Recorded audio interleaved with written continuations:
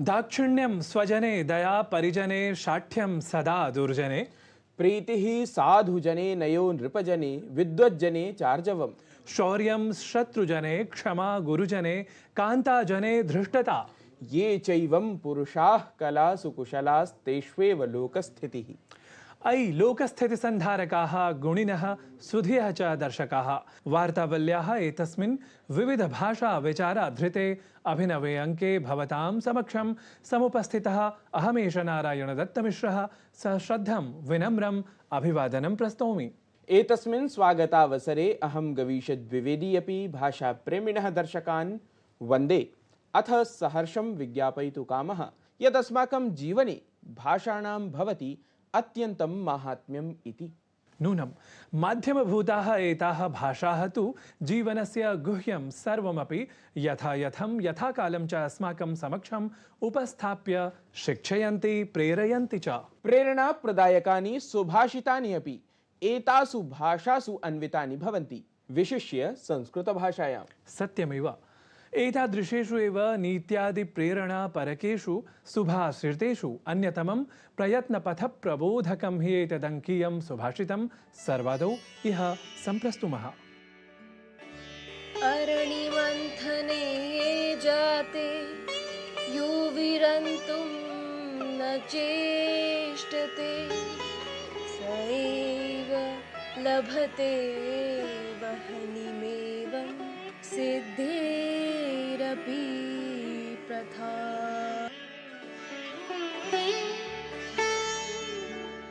अरणि मंथन यानी घर्षण से आग निकालने की प्रक्रिया में जो रुकने का प्रयास नहीं करता है वह ही अग्नि को उत्पन्न करने में समर्थ होता है। सफलता प्राप्त करने की भी यही स्थिति होती है जो लगातार लगे रहने से प्राप्त होती है, रुकने से नहीं। In the process of extracting fire through friction, only that person is capable of producing fire who does not try to stop. The same is the case with achieving success, which is achieved by being persistent and not by stopping. सफलतावाप्तये सततं प्रयत्नरतैः भवितव्यम् अस्माभिः सर्वैः अपि। अथ क्रिया केवलम् उत्तरम् इति तु जानीमः एव वयम्। अथ च जानीमः जगति घटितान् विविधान् घटनाक्रमान् अपि। परं जगति जातासु काश्चन चेताः प्रमुखाः वार्ताः एव वयम् उपस्थापयामः प्रवाहमयस्वरेण एतस्मिन् प्रवाहि वार्ता प्रभागे। प्रधानमंत्री नरेंद्र मोदी नवदिल्ली स्थिते भारतमण्डपम् इत्यत्र ITU-WTSA इत्यस्य विश्वदूरसञ्चारमानकीकरणसभायाः उद्घाटनं कृतवान्। सभायां 6G, AI, साइबर सुरक्षा इत्यादिषु महत्त्वपूर्णेषु विषयेषु विचाराः जाताः। प्रथमवारं तावत् एशिया प्रशान्तक्षेत्रे एतत् सम्मेलनं जातम् इति विशेषः। प्रधानमंत्री नरेंद्र मोदी अन्ताराष्ट्रियाभिधम्म दिवस समारोहे सम्मिलितः अभवत्। सभा सम्बोधनक्रमे असौ पालीभाषायाः अथ बौद्धमतस्य च माहात्म्यं सविशदं वर्णितवान्। राष्ट्रपतिपदासीना द्रौपदी मुर्मुः अफ्रीका महाद्वीपीय देशानां यात्रावसरे अल्जीरिया, मॉरिटानिया, मलावी देशानां 7 दिवसीय राजकीय यात्रायामासीत्। अल्जीरिया, मलावी इत्यादि देशेषु असौ भारतीय समुदायमपि सम्बोधितवती।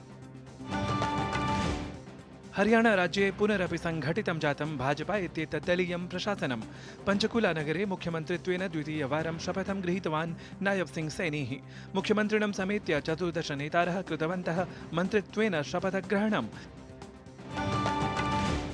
उमर अब्दुल्ला इत्यसौ उपराज्यपालस्य मनोज सिन्हा इत्येतस्य उपस्थित्यां जम्मूकश्मीरक्षेत्रस्य मुख्यमन्त्रिपदस्य शपथं स्वीकृतवान्।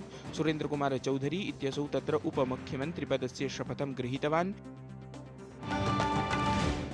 निर्वाचनायोगेन महाराष्ट्रराज्ये एकचरणवर्ति मतदानाय नवम्बर मासस्य 20तमः दिनाङ्कः उद्घोषितः। अपरत्र झारखण्डराज्ये चरणद्वये मतदानम् उद्घोषितं। राज्यद्वये परं नवम्बर मासिके एव 23 दिनाङ्के जायेत मतगणना। शारदा इत्याख्यायाः संस्कृतपत्रिकायाः संस्थापकसम्पादकः सुख्यातः संस्कृतविद्वान् वसन्तानन्तगाड्गिलः हृदयगत्यावरोधात् प्राणान् अत्यजत्। असौ 94 वर्षदेशीयः आसीत्। तेन संस्कृतसमाराधकेन आजीवनं संस्कृतस्य पत्रकारिताक्षेत्रे सुबहु योगदानम् अनुष्ठितम्। बेङ्गलूरुनगरे भारत-न्यूजीलैण्ड् दलयोः मध्ये क्रीड्यमानायां क्रिकेट् क्रीडायाः प्रथमनिकषस्पर्धायां प्रथमपाल्यां सत्यामपि दुःस्थित्यां भारतेन द्वितीयपाल्यां भद्रतरप्रदर्शनं कृतमस्ति। अयि प्रिय प्रेक्षकाः, प्रवाहिवार्ताः संवीक्ष्य समयः अस्ति आसन्नः केन्द्रज प्रभागपरायाः वृत्तप्रस्तुतेः। वृत्तं च अस्ति एतस्मिन् अङ्के भारतीयभाषाधृतम् एव। जानीयुः एव भवन्तः यत् भारतप्रशासनेन इतोपि 5 भाषाः शास्त्रीयभाषासूच्याम् अङ्गीकृताः सन्ति। काः सन्ति एताः अभिनवतया स्वीकृताः शास्त्रीयभाषाः? किं च अस्ति एतासां वैशिष्ट्यम् इति जानन्तु एतेन वृत्तविशेषेण।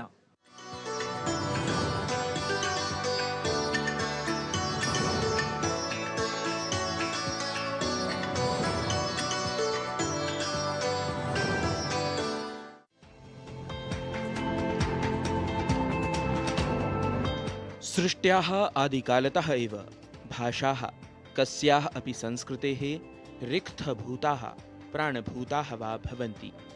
व्यवहारसाधिकाः एताः भाषाः न केवलं व्यवहारम् एव साधयन्ति, अपितु मानवीयसभ्यतायाः ऐतिह्यं किञ्च सांस्कृतिकं माहात्म्यम् अपि वर्णयन्ति। भारतदेशः एतस्मिन् प्रसङ्गे विशेषरूपेण धन्यताम् आतनोति, यतः अत्र सन्ति विविधाः भाषाः सकलकलाः च। अनतिचिरम् एव च केन्द्रीयमन्त्रिमण्डलेन शास्त्रीयभाषासूच्याम् इतोपि 5 भाषाः अङ्गीकृत्य भारतीयवाङ्मयस्य किं वा भारतीयभाषापरम्परायाः गौरवम् अभिवर्धितम्। शास्त्रीयभाषासूच्यां तावत् इतः पूर्वं संस्कृत, तमिल, तेलुगु, कन्नड, मलयालम, ओडिया इत्येताः 6 भाषाः आसन्। परम् अधुना मराठी, पाली, प्राकृता, समिया, बाङ्ग्ला भाषाः समेत्य आहत्य 11 भाषाः अत्र राराज्यन्ते। यथा संस्कृतस्य प्रचाराय प्रसाराय च भारतसर्वकारेण विशेषप्रयत्नाः विधीयन्ते, तथैव एतासां भाषाणामपि संरक्षणाय, विकासाय, वर्धापनाय च विशेषः प्रयत्नो विधास्यते इति मे विश्वासः। एताः सर्वाः अपि भाषाः प्रायशः सार्धसहस्रवर्षात् प्रागेव आविष्कृताः सन्ति। प्रचुरं साहित्यं विद्यते एतासु भाषासु। तत्सर्वमपि इदानीं प्रचारमेष्यति। भारतस्य प्राचीनं यद् गौरवं तद् गौरवमपि सर्वेभ्यः विज्ञापितं भविष्यति। वस्तुतः काचित् भाषा यदा प्रभृति शास्त्रीयभाषात्वेन परिगणिता भवति, तदा प्रभृति तस्याः पुनरुज्जीवनं समारभते। उदाहरणाय अनतिचिरम् एव अभिधम्म पर्व आयोजितं गतं। तत्र च भारतस्य यशस्वी प्रधानमन्त्री नरेन्द्र मोदी पाली भाषायाः विषये भाषणं कृतवान्। सत्सु अपि शास्त्रीयभाषासु एतासां समक्षम् अवसराः समाह्वानानि च समानानि भवेयुः। तस्मात् एतासां संरक्षणं, संवर्धनम् अस्माकं सर्वेषाम् अपि दायित्वम् अस्ति। यतः भारतीयवैभवप्रदर्शनाय एताः शास्त्रीयभाषाः नूनमेव भारतीयज्ञानपरम्पराणां प्रस्तुतिक्रमे अग्रभूमिकां निभालयिष्यन्ति, अथ जगति भारतीयज्ञानस्य पुनः प्रतिष्ठां करिष्यन्ति इति अस्ति नः विश्वासः, शिवकामनाः च। गवीषद्विवेदि विहितं वार्तावलीवृत्तं डीडी न्यूज़।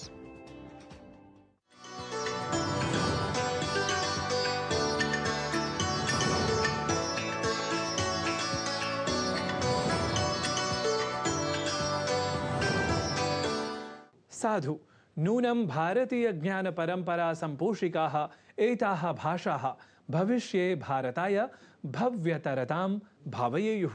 अवश्यमेव।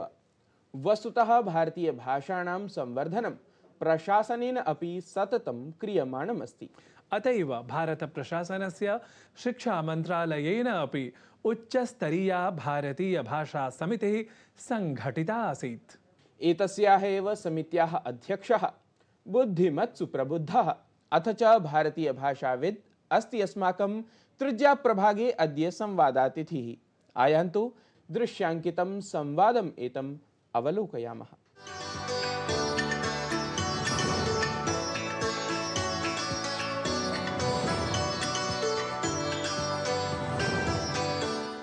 नमः समेभ्यः भाषाप्रेमिभ्यः विशेषतः संस्कृतानुरागिभ्यः।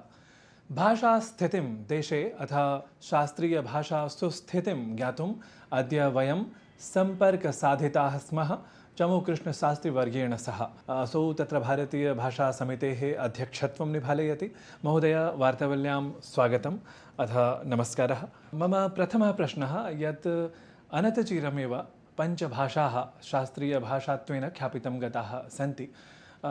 तावत् शास्त्रीयभाषास्वरूपस्य शास्त्रीया परिभाषा का इत्येव तावत् भवान् विज्ञापयतु। कामपि भाषां यदि शास्त्रीयभाषा इति उद्घोषयितुम् इच्छामः तर्हि तस्याः भाषायाः इतिहासः सार्धैकसहस्रवर्षतः 2000 भवेत्।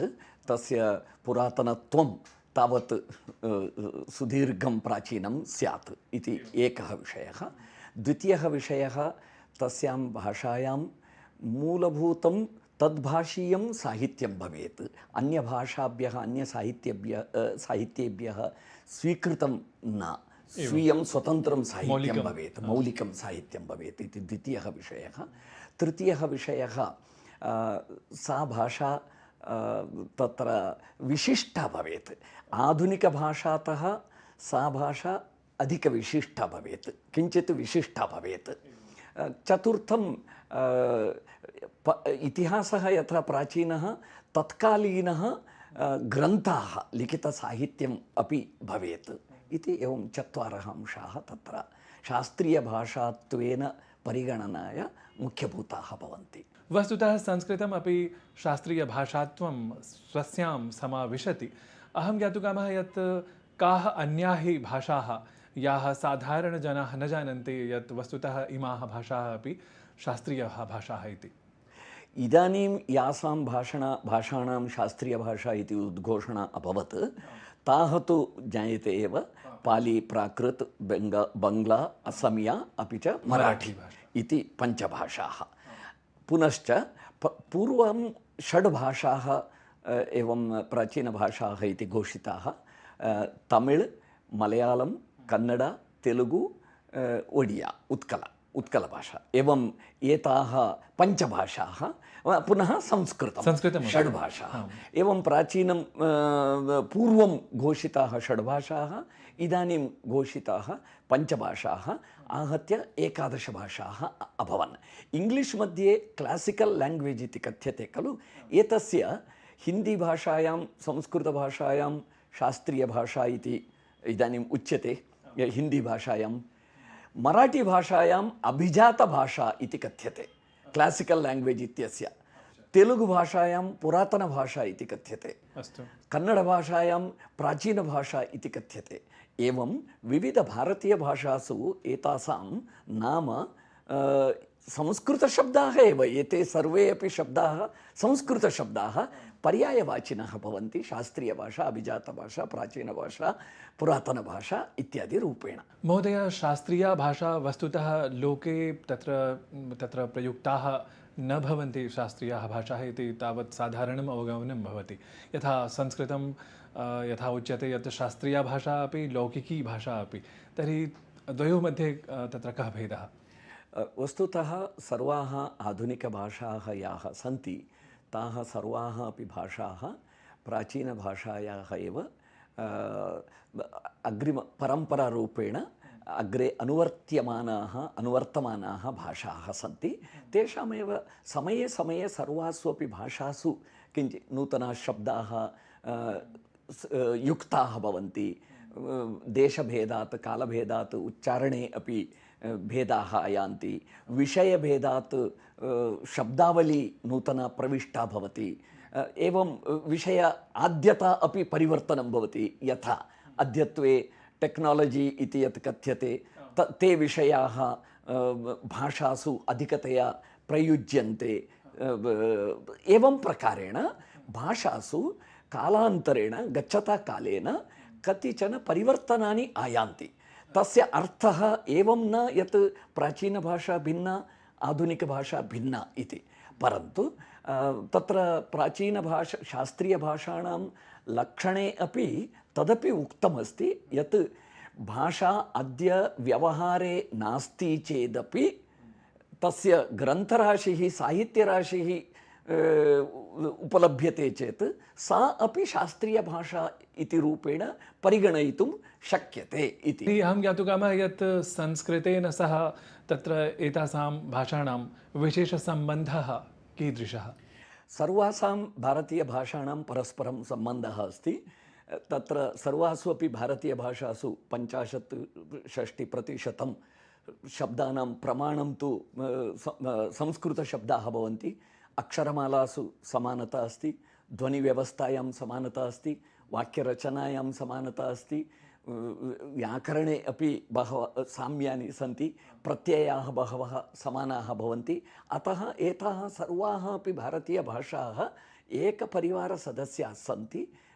भारतीयभाषाणाम् एवं महान् सम्बन्धः अस्ति ध्वनिदृष्ट्या, वाक्यदृष्ट्या, व्याकरणदृष्ट्या, शब्दानां दृष्ट्या, पुनश्च साहित्यदृष्ट्या अपि।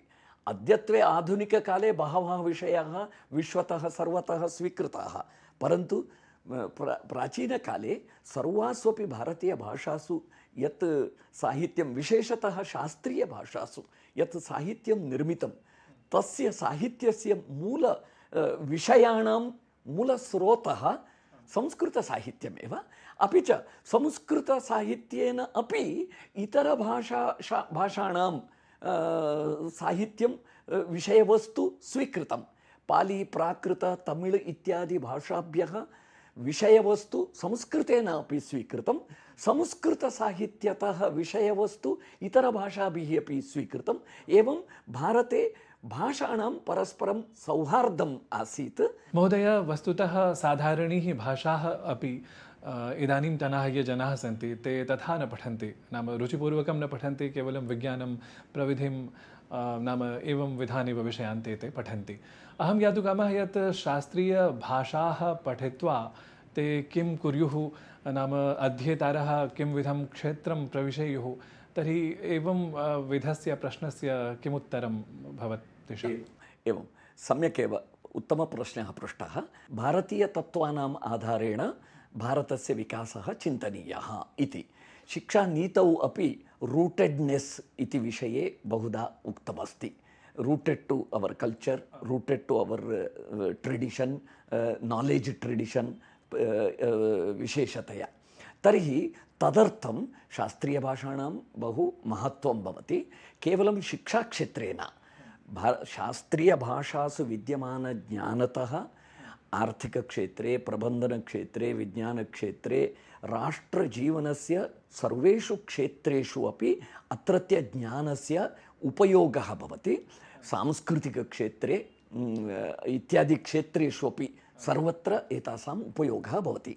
यः शास्त्रीयभाषाम् अधीतवान् सः एते शोधक्षेत्रे योगदानं कर्तुं शक्नोति, अनुवादक्षेत्रे योगदानं कर्तुं शक्नोति, लेखनक्षेत्रे कार्यं कर्तुं शक्नोति, विज्ञानक्षेत्रे कार्यं कर्तुं शक्नोति। ये सर्वत्र अपि एतेषाम् इदानीम् उदाहरणार्थं लॉ इति विधिक्षेत्रमस्ति। विधिक्षेत्रे एविडेन्स् एकः विषयः। एविडेन्स् विषये प्राचीनभारते किं किं चिन्तनमासीत्? यदि चिन्तनीयं शास्त्रीयभाषाणां ज्ञानम् आवश्यकम्। अतः कोर्ट् अधिवक्तॄणां लॉ क्षेत्र जड्जस् न्यायाधीशाः ये सन्ति तेषां सर्वेषां कृते अपि एतस्य आवश्यकता अस्ति। अतः एतत् शास्त्रीयभाषाः, शास्त्रीयभाषाज्ञानं च केवलं शिक्षाक्षेत्राय सीमितं न भविष्यति, सर्वक्षेत्रेषु सीमितं भवति। टूरिज़ं क्षेत्रे अपि एतस्य आवश्यकता भविष्यति। विदेशेभ्यः ये जनाः आगच्छन्ति, भारतं यदि सम्यक् अवगन्तुम् इच्छन्ति तर्हि प्राचीनभारतमपि तैः ज्ञातव्यम् अस्ति। भारतीयता अपि अवगन्तव्या अस्ति, भारतीयसंस्कृतिः अपि अवगन्तव्या अस्ति। तदर्थमपि अतः टूरिज़ं क्षेत्रे अपि ये कार्यं कुर्युः तैः अपि एतत् शास्त्रीयज्ञानं प्राप्तव्यमस्ति। तत्र भारतस्य सम्यक् परिचयः कारणीयः चेत् शास्त्रीयभाषासु विद्यमानं ज्ञानं तैः अपि ज्ञातव्यम्। अतः एतेषां सम्बन्धः इतः परम् अग्रिमविकसितभारते गवर्नमेंट ऑफ इंडिया इत्यस्य यत् 93 डिपार्ट्मेंट्स् सन्ति, 65 मिनिस्ट्रीस् सन्ति, 65 मन्त्रालयाः सन्ति, तत्र सर्वत्र एतेषां प्रासंगिकता भविष्यति। अतः उद्योगावकाशः अपि भारतीयभाषाणाम् अपि च तत्रापि शास्त्रीयभाषा ज्ञानवताम् उद्योगावसराः अपि रोजगार अवसराः अपि अधिकाः भविष्यन्ति। सत्यं महोदय, अत्र भवता वार्तावल्यै समयः प्रदत्तः, तदर्थमहम् अत्र भवते धन्यवादान् विज्ञाप्य पुनः नौमि। नमस्कारः। गभीरः ज्ञानवर्धकः च संवृत्तः शास्त्रीयभाषाविषयकः शास्त्रीवर्येण सह साधितः एषः संवादः। एतत्तु दर्शकानां प्रतिक्रियाभिः एव ज्ञातुं शक्यं। वयं तु अधुना कार्यक्रमानुगुणम् अग्रे सरामः। अग्रिमे सोपाने अत्र अस्ति सिद्धा सुरसङ्गीतसमलङ्कृता विशिष्टा संस्कृतस्तोत्रप्रस्तुतिः। शृणुमः तावत्। कमलदलामल कोमलकान्ति कलाकलितामल भाललते सकलविलास कलानिलयक्रम केलिचलत्कल हंसकुले अलिकुलसङ्कुल कुवलयमण्डल मौलिनिलद्वकुलालिकुले जय जय हे महिषासुरमर्दिनी रम्यकपर्दिनी शैलसुते।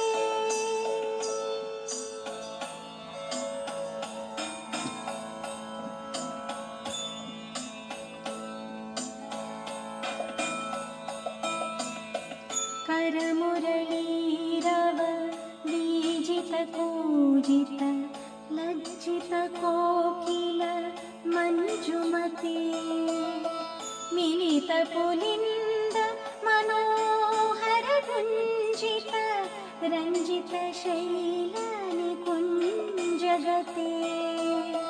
निजगुणभूत महाशबरीगण सद्गुणसंभृत केलितले जय जय हे महिषासुरमर्दिनी रम्यकपर्दिनी शैलसुते। मनोमोदकरी प्रस्तुतिः, सुन्दरं गानं, चेतः प्रसादकं च चित्राङ्कनम्। ईदृशीः एव प्रस्तुतिः भवत्समक्षमानेतुं वयं स्मः सिद्धाः दर्शकाः। भवद्भिः अपि संस्कृतसङ्गीतानुरागिभिः प्रयतनीयमेतदर्थम् इति कार्यक्रमान्त्ये विज्ञापयन्तः पुनरपि अग्रिमे सप्ताहे आयास्यामः इत्यपि स्मारयन्तः च सम्प्रस्तुमः विनम्रं नमो वाकं वयं भवद्भ्यः। अयि मयि दीनदयाळुतया कृपयैव त्वया भवितव्यमु मे। अयि जगतो जननी कृपयासि यथासि तथानुमितासि रते। यदुचितमत्र भवत्युररि कुरुता दुरुतापम पाकुरुते। जय जय हे महिषासुरमर्दिनी रम्यकपर्दिनी शैलसुते। जय जय हे महिषासुरमर्दिनी